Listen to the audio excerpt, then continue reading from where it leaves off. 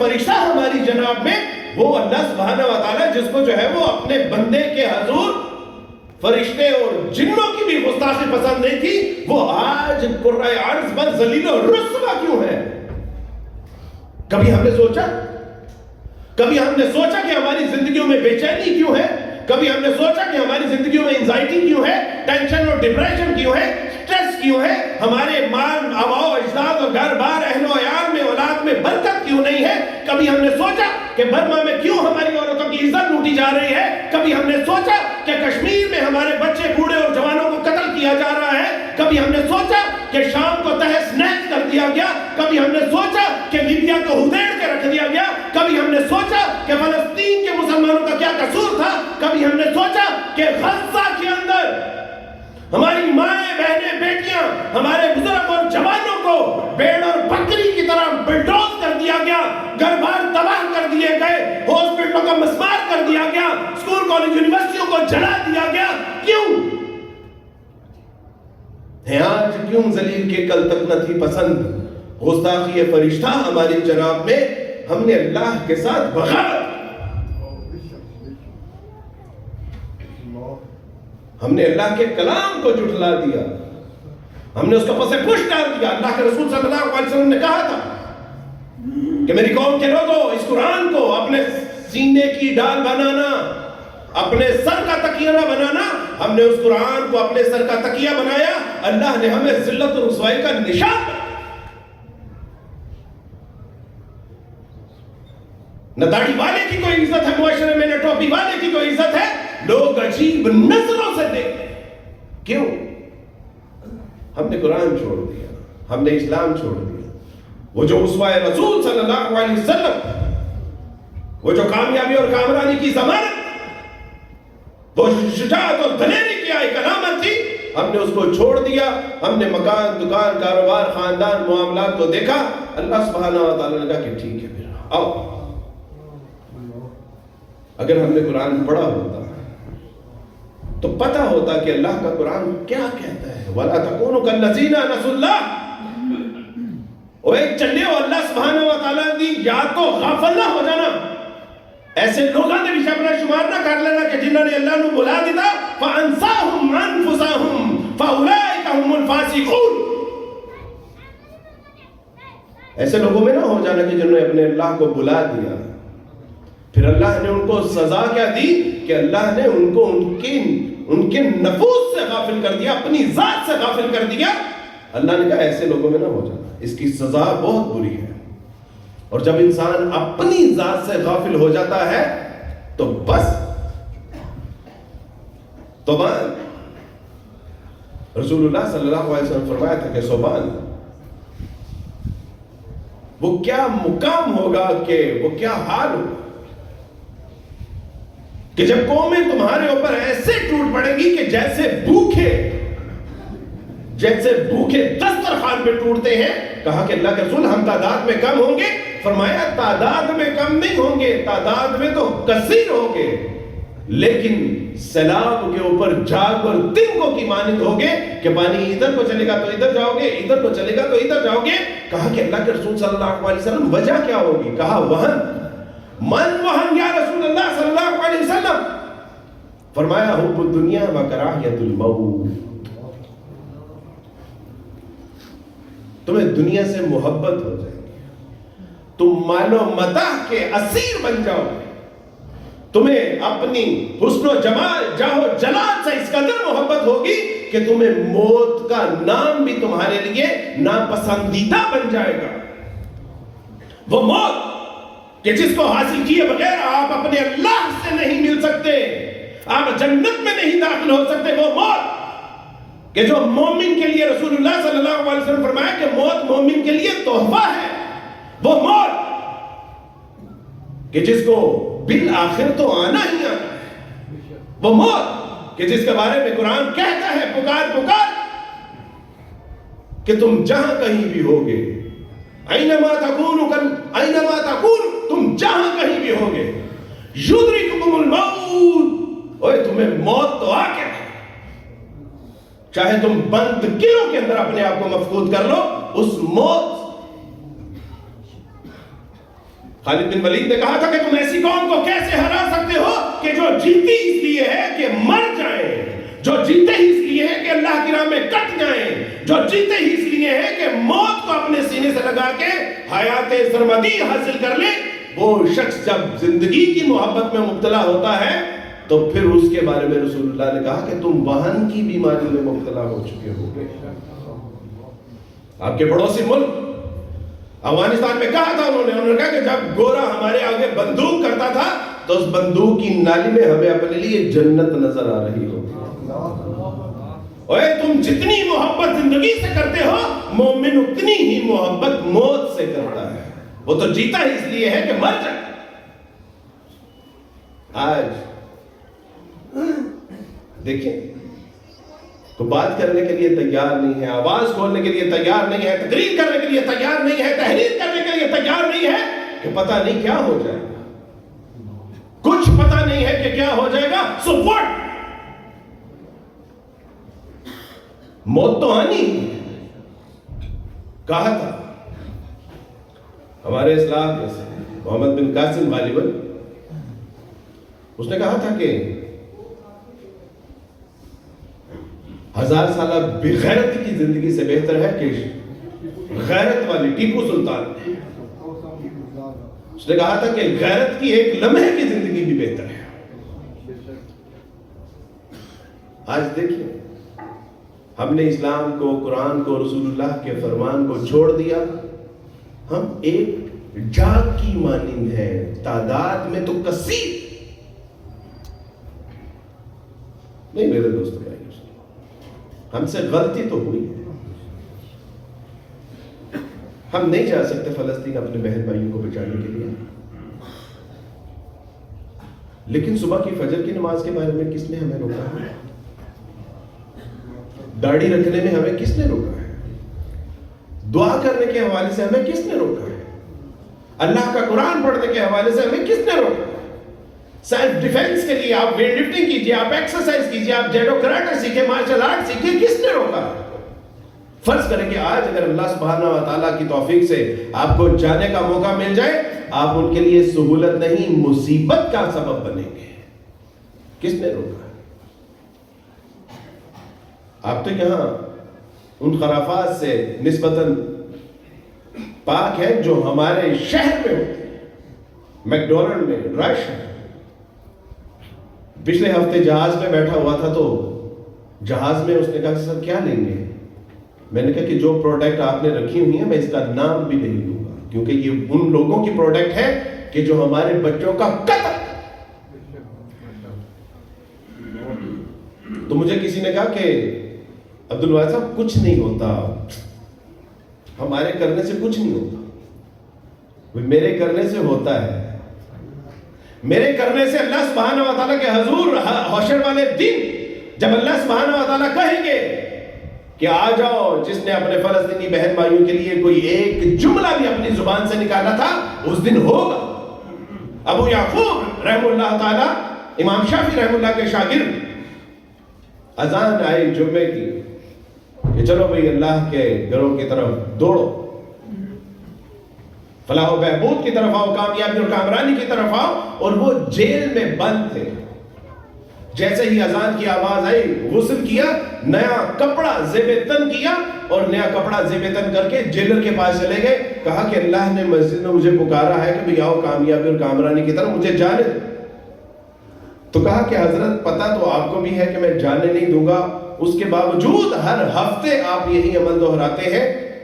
تو آسمان کی طرف دیکھا اور کہا کہ اللہ میرے بس میں یہی تھا، روز حشر والے دن اس سے زیادہ کا مجھ سے محاسبہ نہ کیجیے۔ کیوں نہیں؟ وہ ایک شخص جو کہیں صحاف کوہ صفا کے اوپر کھڑا ہو کے جس نے کہا تھا یا ایھا الانسان، اے لوگو ایک اللہ کے اوپر ایمان لے آؤ، تفلحو، نجات پا جاؤ گے۔ آج اس کی پیروی کرنے والے 2.25 ارب لوگ ہیں۔ ایک بندے سے کیوں نہیں ہوتا؟ ایک بڑھیا دوڑتی ہے، گرتی ہے، اٹھتی ہے، پھر دوڑتی ہے، پھر گرتی ہے، پھر اٹھتی ہے۔ کہا کہ اماں جی کیا ہو گیا؟ What's problem with you?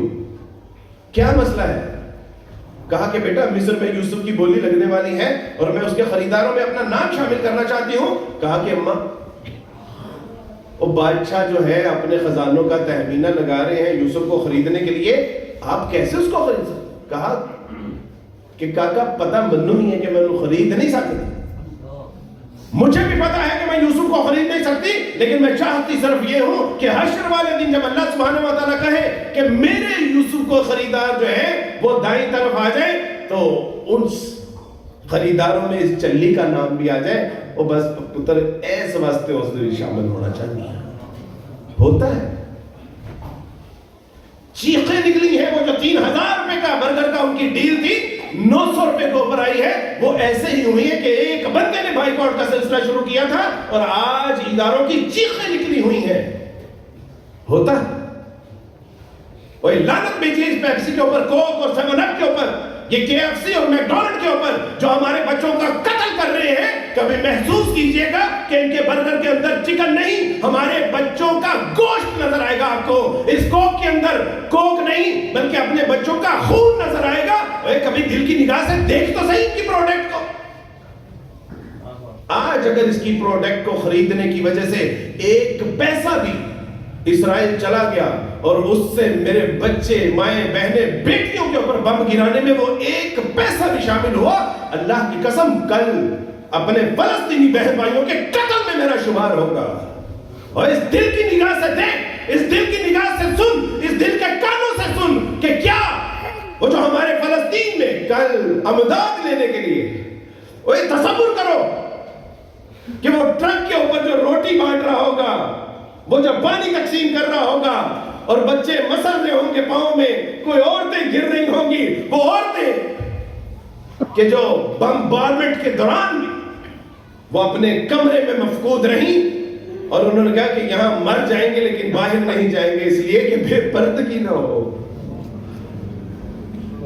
وہ جنگ کے دوران بھی اپنے اللہ کے رسول صلی اللہ علیہ وسلم کے احکامات کو پس پش نہیں ڈالا اور ہم آزاد ہو کے بھی بیرا روی کا شکار ہوئے پڑے.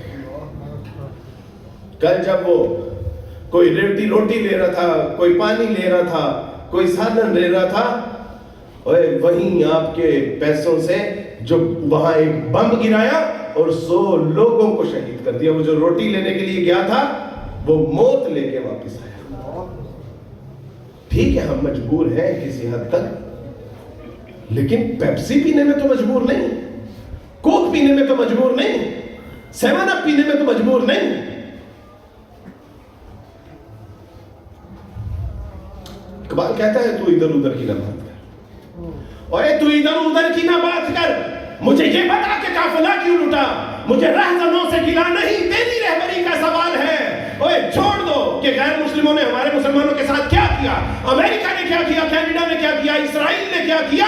میں آپ سے یہ پوچھتا ہوں کہ میں نے اور آپ نے کیا کیا. ہم نے جو اقتدار, اختیار, اللہ نے جو صلاحیتیں, جو آواز, جو کردار اور جو مجھے لکھنے کی, پڑھنے کی اور سننے کی اور آگے پہنچانے کی صلاحیت عطا فرمائی تھی, میں نے اس میں کتنا کردار ادا کیا, میں نے کتنی شیئرنگ کی, میں نے کتنا لائک کیا, میں نے کتنا پوسٹ کیا, میں نے اپنے بچوں کے لیے کس قدر آواز اٹھائی. یہ پوچھا جائے گا تو ادھر ادھر کی نہ بات کر, مجھے یہ بتا کہ قافلہ کیوں لٹا, مجھے رہزنوں سے گلا نہیں, تیری رہبری کا سوال ہے. میں نے دیکھا کہ قرآن مجید اللہ سبحانہ و تعالیٰ کا تعارف بھی پیش کرتا ہے, وہ ماں باپ کے حقوق بھی بیان کرتا ہے. یہ دنیا کی واحد کتاب ہے کہ جس نے والدین کے حوالے سے وہ خوبصورت الفاظ کہے, فَلَا تَقُلْ لَهُمَا اُفٍّ, خبردار کہ تمہیں اپنی جوانیوں کے اوپر جو مان ہے, جو گھمنڈ ہے, جو غرور ہے, جو تکبر ہے, کہ تم ایک مکہ مار کے دیوار کے اندر سوراخ کر سکتے ہو, خبردار یہ جوانیاں انہی والدین کے مرہون منت ہیں. جب تم کچھ بھی نہیں تھے, نہ اپنا پارٹی اور اپنا بہانہ صاف کر سکتے تھے, نہ کروٹ بدل سکتے تھے, یہ تھے جو تیرے گیلے کے اوپر سوتے تھے اور خود تجھے خشک پہ سلاتے تھے, جو خود دھوپ میں چلتے تھے تجھے چھاؤں میں چلاتے تھے. اور انہوں نے اپنی ہڈیوں کا گودا تیری ہڈیوں میں بھرا، یہ خود بوڑھے ہوتے گئے، تجھے جوان کر دیا گیا، اور آج جب تو اپنی جوانی کے جوبن میں ہے، سروپے کی طرح تناور درخت بنا ہوا ہے اور طاقتور مضبوط ہڈیوں کا جو ہے ایک مجموعہ ہے، آج اپنے والدین کو کہتا ہے کہ تجھے کیا پتا ہو؟ نہیں میرے دوست، جب قرآن پڑھیں گے تو آپ کو پتا چلے گا، قرآن کہتا ہے فَلَا تَقُلْ لَهُمَا اُفْ، وہ اپنے والدین کے آگے کہیں لفظ اف بھی نہ کہہ دینا۔ اور مفسرین نے لکھا ہے کہ یہ جو لفظ اف ہے یہ محض زبان نہیں بلکہ ماتھے کے اوپر جو سلوٹ ہے یہ بھی اس میں شامل ہے۔ لوگ کہتے ہیں کہ اسلام کیوں قبول کیا؟ اس لیے کیا کہ بھائی یہ تو جو والدین کا مقام و مرتبہ عطا فرما جو بتاتا ہے، اللہ کی قسم دنیا کی کوئی کتاب نہیں۔ اسلام،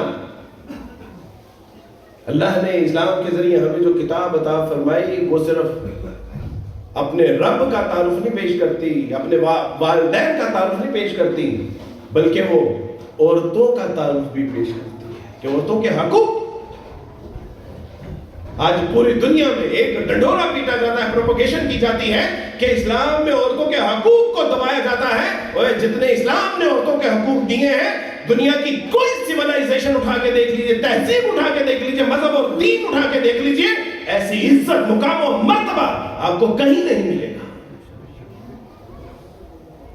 اور کیا بتایا رسول اللہ صلی اللہ علیہ وسلم اس دور میں آئے کہ جب عورت کو زندہ درگور کر دیا جاتا تھا، اس لیے کہ شادی بیاہ ہوگا، ہمیں جھکنا پڑے گا، ہمارے لیے پریشانی اور بدنامی کا سبب ہوگا، ہماری جائیدادوں میں حصے چلے جائیں گے۔ اللہ کے رسول صلی اللہ علیہ وسلم فرمایا دیکھو، اگر کسی کے گھر میں بیٹی ہے تو اللہ کا شکر ادا کرو کہ تمہارے گھر میں اللہ نے رحمت نازل کی ہے۔ ہمارے استاد جی فرمایا کرتے تھے کہ اللہ جس کو خوش کرنا چاہتا ہے اسے لڑکے دے دیتے ہیں، چل راضی رہو، اور اللہ جس سے خوش ہونا چاہتے ہیں اسے لڑکیاں عطا فرما دیتے ہیں۔ اور کیا فرمایا؟ فرمایا جس کی ایک دو بیٹیاں ہوئیں اور اس نے ان کی ایسی پرورش کی جیسے پرورش کرنے کا حق ہے، تو جنت میں میرے ساتھ یوں ہوگا۔ یعنی ہمارے لیے بیٹیاں دوزخ کے اور میرے درمیان آڑ بنا دی گئی ہیں، رحمت ہے ہمارے لیے۔ اگر بیوی ہے تو ایمان کی تکمیل کا ذریعہ بنا دی گئی، اگر ماں ہے تو جنت اس کے قدموں میں رکھ دی گئی۔ ہمارے استاد فرمایا کرتے تھے کہ اگر عورت بچہ پیدا کرتے ہوئے مر گئی تو اس کے قدم سیدھے جنت میں، اور اگر بچ گئی تو جنت سیدھی قدموں میں۔ یہ ہے اسلام۔ لیکن مصیبت تو یہ ہے کہ ہم نے کبھی اسلام قرآن کو پڑھنے کی زحمت ہی نہیں کی، اور اگر ہم نے پڑھا تو سمجھنے کی زحمت نہیں کی، اگر سمجھا تو عمل کرنے کی زحمت نہیں کی، اور اگر عمل کیا تو آگے پہنچانے سے قاصر رہے۔ میرے دوستو بھائی بزرگوں، یہ بہت بڑی نعمت ہے کہ جو اللہ نے مجھے اور آپ کو عطا فرما رکھی۔ اور اللہ سبحانہ و تعالیٰ ارشاد فرماتے ہیں لَإِن شَكَرْتُمْ لَأَزِيدَنَّكُمْ، دیکھو میری نعمتوں کا شکر ادا کرو گے تو میں اپنی نعمتیں بڑھا چڑھا کر دوں گا، اور اگر میری نعمتوں کا کفر کیا تو پھر اللہ نے آگے بات کرنا بھی مجھ سے پسند نہیں کی۔ اللہ نے کہا تم جانتے ہو کہ میرا عذاب کیسا ہے، جانتے ہو کہ میرا عذاب کس قدر شدید۔ آخری بات وہ یہ کہ سچی بات ہے کہ میں نے جس طرح اسلام کے بارے میں پڑھا تھا زمانہ عیسائیت میں نے پڑھا کہ ایک عظیم کتاب ہے، وہ عظیم کتاب جیسی تھی ویسی ہی پائی۔ ڈاکٹر گیری ملر امریکن یونیورسٹی کے ایک پروفیسر تھے، ان کو ایک ٹاسک دیا گیا کہ پروفیسر صاحب آپ نے اس قرآن میں سے غلطیاں نکالنی ہیں، سائنٹیفک غلطیاں نکالنی ہیں، لینگوسٹک غلطیاں نکالنی ہیں، آپ نے اس میں جو ہے وہ تاریخی غلطیاں نکالنی ہیں اور گرامر کی غلطیاں نکالنی ہیں۔ پروفیسر صاحب نے صرف 6 مہینے قرآن مجید پڑھا، غلطیاں نکالنے کے لیے سمجھ کے پڑھنا پڑتا ہے، صرف 6 مہینے پڑھا تھا کہ اس کے بعد انہوں نے اپنا نام بدل کے ڈاکٹر گیری ملر سے ڈاکٹر عبد الاحد رکھ لیا۔ یہ ہے اس کلام کا اعجاز۔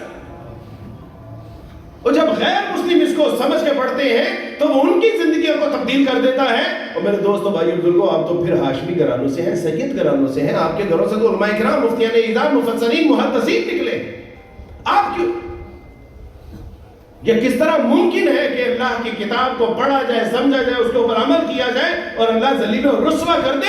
یہ اللہ کی کتاب کے شایان شان ہی نہیں ہے. اور سن لیجیے کہ ایک چیز وہ یہ کہ ہمارا جسم مٹی سے ہے اور جسم کی خوراک بھی مٹی سے ہی آتی ہے، لیکن ہماری روح وہ آسمان سے ہے اور اس کی خوراک بھی آسمان سے ہی ہے. ہماری روح اور اس کو لانے والا روح القدس، اس کا تعلق آسمانی ہے، یہ زمینی نہیں ہے. ہم بعض اوقات اپنے جسموں کو اس قدر مضبوط کر لیتے ہیں، اس قدر توانا کر لیتے ہیں کہ یہ ہمارے جو ایک جسم کا گھوڑا ہے اور سوار اس کی روح ہے، اور وہ کبھی ہماری روح کو ادھر گراتا ہے، کبھی ادھر گراتا ہے. نہ ارادے رہتے ہیں، نہ ہمارے جو ہے وہ تقوی محفوظ رہتے ہیں، نہ نیکی کرنے کے جذبے سلامت رہتے ہیں. اور میرے دوستو بھائیو بزرگوں، اگر اپنی اس گھوڑے کے سوار کو مضبوط کرنا ہے، اپنی روح کو مضبوط کرنا ہے، تو اس کے لیے یہ نعمت قرآن ہی اس کی خوراک ہے.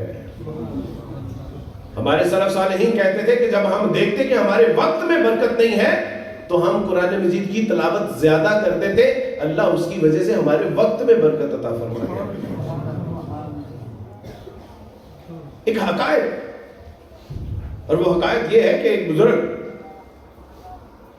کا جب انتقال ہوا، ایک مفسر کا انتقال ہوا، تو اس مفسر کے شاگرد نے دیکھا کہ میرے استاد جنت میں ہے اور جنت کے ساتھ ہی ایک بہت بڑا محل ہے جو ایک مزدور کا ہے.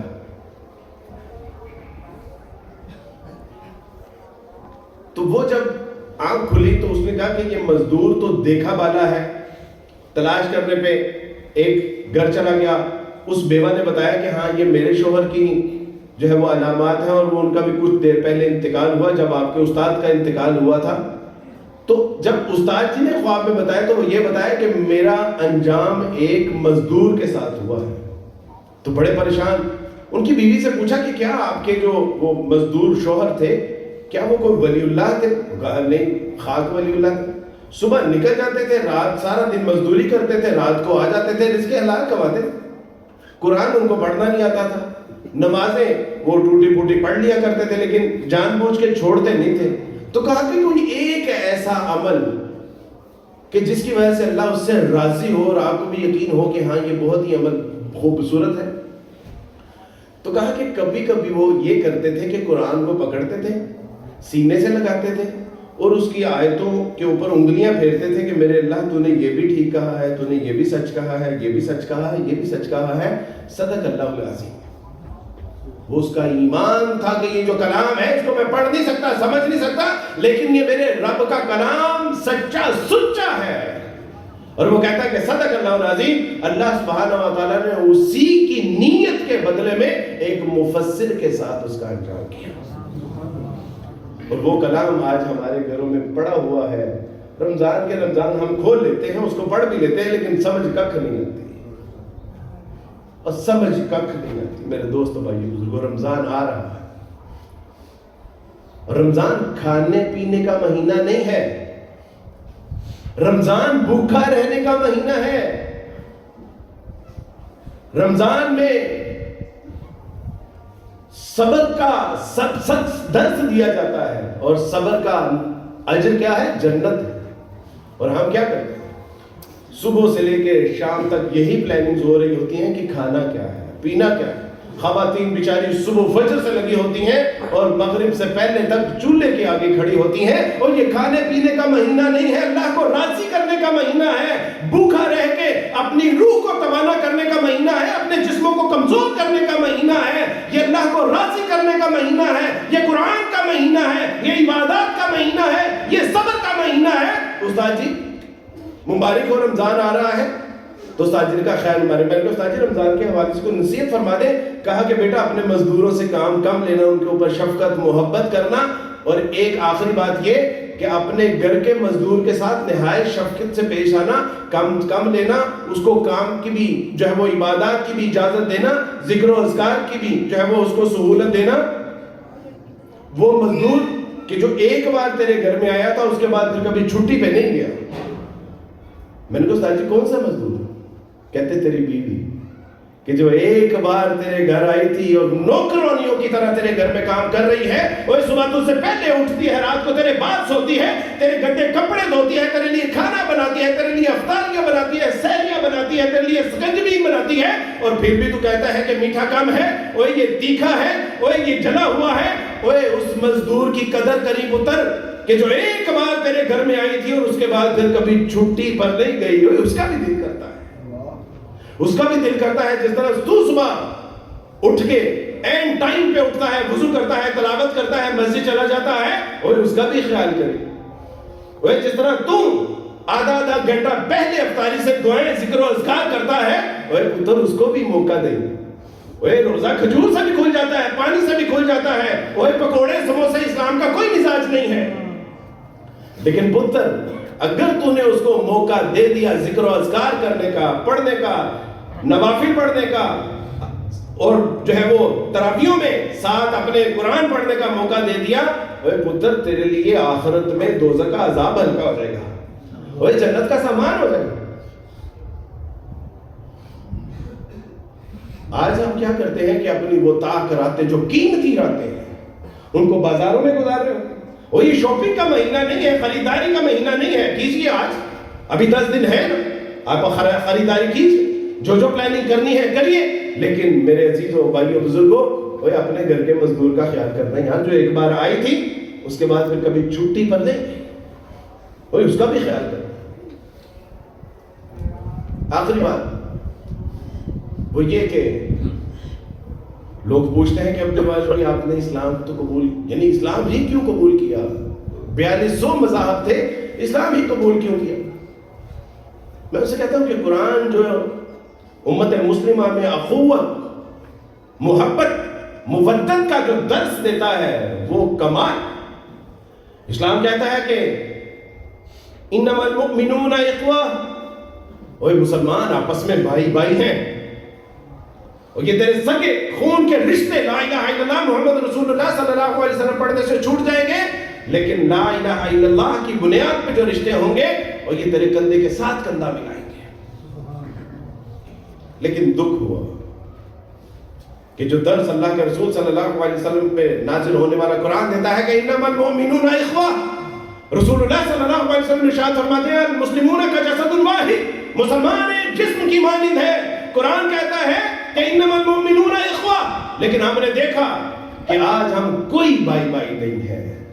ہم دیوبندی ہیں، ہم اہل حدیث ہیں، ہم شیعہ ہیں، مالکی ہیں، شافعی ہیں، حنفی ہیں، ہم بریلوی ہیں، لیکن بھائی بھائی نہیں ہیں. بھائی I don't like this، ہمیں یہ قبول نہیں ہے. ہاں آج فرقہ واریت کی بنیاد پہ ہماری جماعتیں بنی ہوئی ہیں، آج سرحدوں کی بنیاد پہ ہم بٹے ہوئے ہیں، آج قوم، ملک، ملت اور امت کے شرازے بکھرے ہوئے ہیں. کوئی کہتا ہے کہ فلسطین میں لڑنے والے شیعہ ہیں، کوئی کہتا ہے کہ نہیں یہ سنی ہے، کوئی کہتا ہے کہ یہ حوثی ہے، کوئی کہتا ہے کہ یہ سعودیہ کے مخالف ہیں. میرے دوستوں، بھائیوں، بزرگوں، اس 35,000 جانوں نے جو اپنے نذرانے پیش کیے شہید ہو گئے، انہوں نے امت مسلمہ کے چہروں کو بے نقاب کر دیا.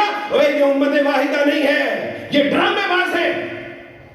آج وہ کہ جو 57 مسلم ممالک کا افواج رکھنے والی 70 لاکھ فوج ہے، آج پیشاب کی جاگ کی طرح بیٹھی ہوئی ہے. آج وہ کہ جس کے پاس لاکھوں کروڑوں ٹن نہیں من اسلحہ موجود ہے، اپنے ایک مسلمان نہتے بچے کو بچانے میں قاصر ہے.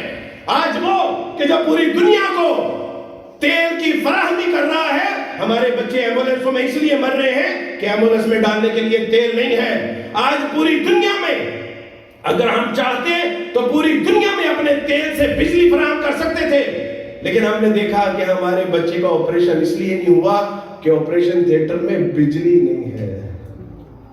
کہاں ہے امت؟ پوچھتے ہیں این الامت مسلمہ. وہ فلسطینی سوال کرتے ہیں آپ سے کہ امت مسلمہ کہاں ہے؟ وہ کہاں مر گئے ہو؟ ایک بچی کا پیغام آیا تھا کہ ہمارے جنازے پڑھنے کی ضرورت نہیں ہے، ہم مر جائیں گے، شہید ہوں گے، اللہ کے ہاں سرخرو ہوں گے، جنازہ پڑھنا ہے تو امت مسلمہ کا پڑھو کہ جو مر چکی اور اس کے جنازے پڑھو۔ پوچھا کہ اماں کہاں ہے امت مسلمہ کی وہ دلیر، وہ شیر، وہ جن کے پاس ایٹمی صلاحیت ہے، وہ جن کے پاس طاقت اور قوت ہے، وہ جن کے بارے میں کہا تھا کہ اگر پاکستان ایک دھمکی دے دے تو پتاسے کی طرح اسرائیل بیٹھ جائے گا، اور آئینہ امت مسلمہ، اور کہاں ہے وہ امت مسلمہ؟ وہ صبح شام ہمارے بچوں کا قتل عام کیا جا رہا ہے، لیکن میں پاکستانی ہوں، آپ افغانی ہیں، آپ ایرانی ہیں، کوئی جو ہے وہ فلسطینی، کوئی جو ہے وہ سعودی ہے، کہاں امت مسلمہ نہیں ہے؟ اور اگر امت مسلمہ کو کوئی امت مسلمہ بنا سکتی ہے تو وہ قرآن تھا جس کو ہم نے چھوڑ دیا۔ اللہ سبحانہ و تعالیٰ سے زندہ قرآن، وَاعْتَصِمُوا بِحَبْلِ اللَّهِ جَمِيعًا وَلَا تَفَرَّقُوا، وہ اللہ کی رسی کو مضبوطی سے تھام لو اور فرقہ واریت کا شکار نہ ہونا۔ اور آج ہم فرقہ واریت کا شکار ہوئے، اور دیکھ لیجئے ہماری مائیں بہنیں بیٹیوں کا کس طرح استحصال کیا جا رہا ہے۔ آپ لکھ سکتے ہیں، لکھیے، بول سکتے ہیں، بولیے، تحریر کر سکتے ہیں، تقریر کر سکتے ہیں، کچھ بھی نہیں کر سکتے تو جو پوسٹ آتی ہے وہ اللہ کے بندو اس کو تو آگے شیئر کرتے ہیں۔ کہیں ایسا نہ ہو کہ حشر والے دن رسول اللہ سے حوض کوثر پہ جام کے لیے ہاتھ آگے بڑھائے تو فلسطینی بچہ پیچھے سے نکل کے کہے کہ اللہ کے رسول اس ہاتھ میں تو میرے خون کے دھبے ہیں۔ وہ کیا ہوگا ہمارا؟ وہ راتوں کو اٹھ کے اپنے فلسطینی بہن بھائیوں کے لیے دعا کے لیے ہاتھ ہی اٹھا دیں، وہ ان کے لیے کوئی صدقہ خیرات ہی کر دو کہ اللہ تیرے رسول کا حکم ہے کہ صدقہ خیرات سے مصیبت ٹلتی ہے، اللہ ٹال دیجیے گا، اللہ اپنے فضل والا کون ہے۔ اور میرے دوستوں بھائیوں بزرگوں، میں اگر دیوبندی اہل حدیث بریلویوں کا بچہ ہوتا تو آپ کہتے کہ اپنے فرقے کی بات کر رہا ہے، اور میں تو ابھی کل اسلام قبول کر کے اللہ اور اس کے رسول کے دین میں داخل ہوا ہوں، میں کیوں کسی کے فرقے کی تبلیغ کروں گا؟ میں کیوں کسی کے فرقے کی جو ہے وہ تشہیر کروں گا؟ میں تو آپ کو بتا رہا ہوں کہ یہ بہت لعنتی چیز ہے۔ فرقہ واریت کی آگ میں اللہ کے رسول کو فرمایا کہ اللہ کے رسول جنہوں نے اپنے آپ کو فرقوں میں تبدیل کر دیا، آپ کا ان کے ساتھ کوئی تعلق نہیں ہے۔ یاد رکھیے کہ منفعت ایک ہے اس قوم کی، نقصان بھی ایک ہی، سب کا نبی، دین بھی، ایمان بھی ہے، حرم پاک بھی، اللہ بھی، قرآن بھی ہے۔ کچھ بڑی بات تھی ہوتے جو مسلمان بھی ہے، فرقہ بندی ہے کہیں اور کہیں ذاتے ہیں، اور کیا زمانے میں پنپنے کی یہی باتیں ہیں۔ بازو تیرا توحید کی قوت سے کمی ہے اور اسلام تیرا دیس ہے، تو مصطفی ہے، وہ چلے اپنے آپ کو دیکھ تو صحیح قرآن کے آئینے میں کہ تو کون ہے۔ وہ اللہ جاننا نہ کر دے تو میرے دوستو بھائیو اللہ سے صلح کر لیجیے، آئیے اللہ کی طرف لوٹ چلے اس سے پہلے کہ اللہ کی طرف لوٹا دیجیے۔ ایک ایسا مہینہ آ رہا ہے جو مغفرت کا مہینہ ہے، رحمتوں کا مہینہ ہے، بخشش کا مہینہ ہے، اور آج سے نیت کر لے کہ اللہ تیرا قرآن سمجھ کے پڑھیں گے، اللہ فرقہ واریت کی آگ میں نہیں اپنے آپ کو جلائیں گے۔ اللہ سبحانہ وتعالیٰ اپنے فلسطینی بہن بھائیوں کے لیے ہم جو کر سکتے ہیں بائیکاٹ تو کریں گے، اللہ بائیکاٹ تو کریں گے، اس کی تو توفیق عطا فرما دے۔ یہ زبان کے چسکے کہیں نہیں جاتے میرے دوست بھائیو، یہ برگر، یہ پیزے، یہ شاورمے، اس سے کوئی فائدہ نہیں ہے۔ وہ چلے ہو اپنے رسول صلی اللہ علیہ وسلم کی امتیوں کو کٹنے مرنے سے ہم بچا سکتے ہیں۔ اگر ہم نے یہ تسلسل کے ساتھ بائیکاٹ کا سلسلہ جاری رکھا تو ایک وقت آئے گا کہ یہ بھیک مانگنے پہ مجبور ہو جائے گا، اللہ کی قسم کھا کے۔ لیکن میرے دوستوں بھائی، لا یکلف اللہ نفسا الا وسعها، اللہ کسی سے طاقت سے زیادہ سوال کریں گے بھی نہیں۔ اور اللہ سے صلح کر لیتے ہیں۔ اللہ سبحانہ وتعالیٰ ہمارے حالوں پہ رحم فرمائے، اللہ ہمیں قرآن والا بنا دے، اللہ سبحانہ وتعالیٰ قرآن کو پڑھ کے سمجھ کے اس پہ عمل کرنا بنا، اللہ سبحانہ وتعالیٰ آنے والے مہینے کی قدر کرنے کی توفیق عطا فرمائے۔ اللہ اپنے گھروں کے جو خواتین ہیں ان کو بھی عبادات میں، ذکر و اذکار میں اپنا جو ہے وہ ساتھی بنانے کی توفیق عطا فرمائے۔ اللہ ہمیں اچھا سچا پکا مسلمان بننے کی توفیق عطا فرمائے۔ وآخر دعوانا الحمدللہ۔